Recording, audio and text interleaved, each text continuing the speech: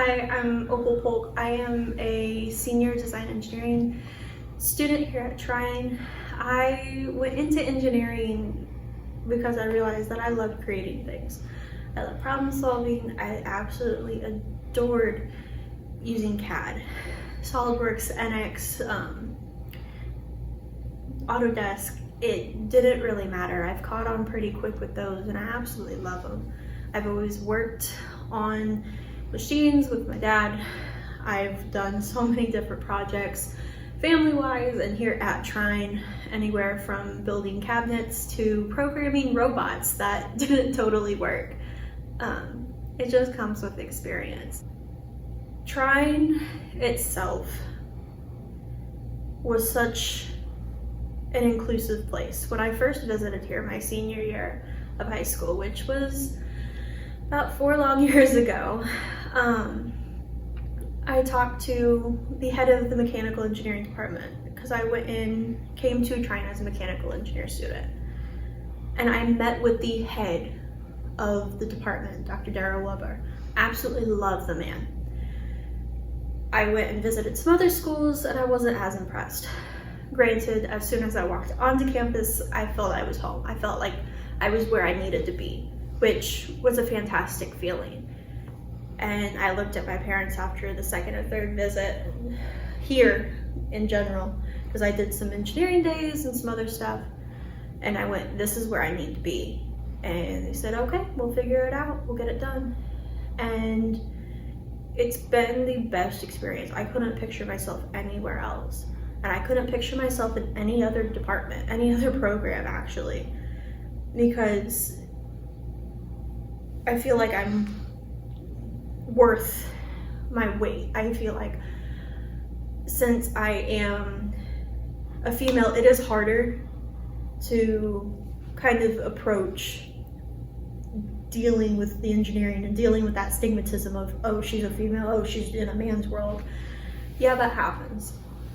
But it shouldn't matter. It doesn't matter all the time. It's the experience that you can bring, that you have. It's what you're capable of doing that is important. And that's what I've noticed through my 3 completed years here. I mean, it's intriguing because you don't see a lot of females. I think there's just over 100 girls in the entire Allen School of Engineering, which is slightly terrifying because there are so many men. There are so many males who dominate the classrooms. There's been many classes where I've been the only girl, but I haven't felt like I'm worth less than they are. It's been an experience. It's been building the relationships. It's been meeting with the female professors here at Trine. Professor Bobby Gunn, you absolutely love her. She was one of the first female engineers here at Trine that I met. She is a big reason why I'm part of Society of Women in Engineering. She's a big reason that I've stayed doing what I am doing. She's been a major influence. She's been so supportive and I absolutely adore her for that. But I'm also very thankful for the other women in engineering that I've met. Catherine Burt, Devin Kelly, Olivia Coyne, Julia Zick, Gina Mack, Jimmy Williams, Jessie Fendley, Gabe, Judy, Gwen Pierce. All of these females, they are so strong and they know what they're doing. And it's almost surreal to be surrounded by such strong, smart women who don't try to tear you down, who just try to pull you up, and because that's what we need to do. That's what we're here for. We are females in a very male-dominant world, and we have to stick together. And that's one of the neatest parts of this entire thing. My background is in mechanical engineering. And I worked as a mechanical engineer, mostly a manufacturing engineer in a couple different industries, in packaging and in automotive and then also in woodworking. When we have diversity in engineering, it means that our solutions are going to be more creative and be a better fit for the diverse audience that they're serving, and that's exciting.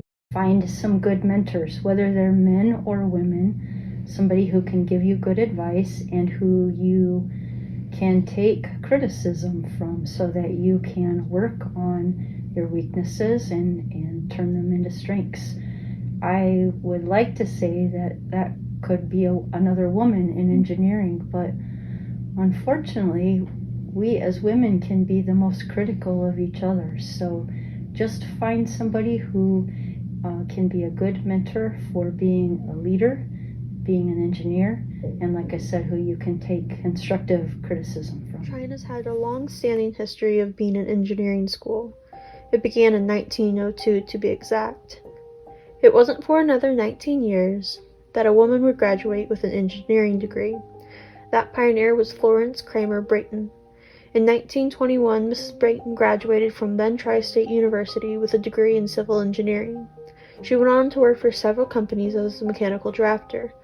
In an old interview with her, she stated that she did not feel like she was out of place, but was on a receiving end of a lot of teasing. Her niece made mention that Mrs. Brayton was a very hands-on person who used her skills after she started her family. After Mrs. Brayton, there was Mary Berry, also a civil engineering major. She was nicknamed the Queen of the Engineers, and it seems as though she flourished.